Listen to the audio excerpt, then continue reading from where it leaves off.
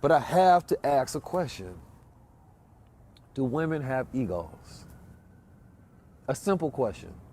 A question that when I once asked, women told me that they felt attacked. And mostly because they had not had to go through that self-reflection. But as I posed the question in my own mind, I had to think about it for a second that what does a woman ego look like? Is makeup ego? Is the big purse you wear ego? You understand me? Is the breast and the body augmentations that you do ego? One simple exercise is to think about something that a man does for ego, and then think about something that a woman does for ego, right? If a man gets a big, I don't know, a red Lamborghini for ego, right? Or a woman puts on all the makeup in the world, isn't that ego as well? Because she's naturally beauty, and the natural beauty should be enough to where she sees herself and all her fineness and all her natural, you understand me? And she sees security in loving herself. But the ego tells her, no, put that on, you gonna look fine, you gonna look good, you go out in the world. Now, the reason that a woman's ego is not truly brought up a lot is because often a woman's ego is brought out by a man's ego and because of the man's world that we live in.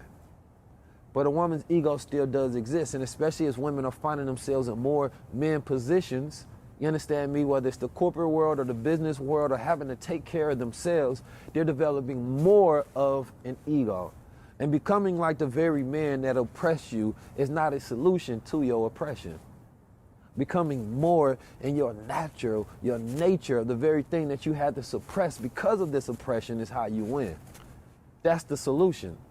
So a man jumping into his ego and a woman jumping into her ego, that's not how we beat white supremacy. That's not how we beat this capitalistic, oppressive society and regime that we have fought all of these years and all of this time.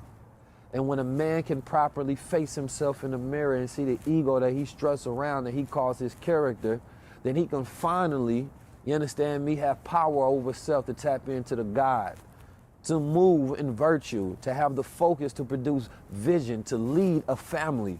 You understand me? To have the proper empathy that he's supposed to rise to be able to tap in and understand the feminine expression that exists within himself. And then when a woman can do the same thing, then she finds harmony in her feminine presence. She gets back to the ability to nurture all relationships, especially the one that exists within self. She kills all of the false insecurities that has been placed upon her by society, by expectations, and the millions of things that women have to go through based on where we are today. But if we are afraid to ask ourselves these questions, if we deny that they even exist, there's no healing, there's no moving forward from here. There's just a cycle of we hurt each other. So that's the question. Take a look in the mirror and ask yourself, do you have an ego, and what can you do to overcome it?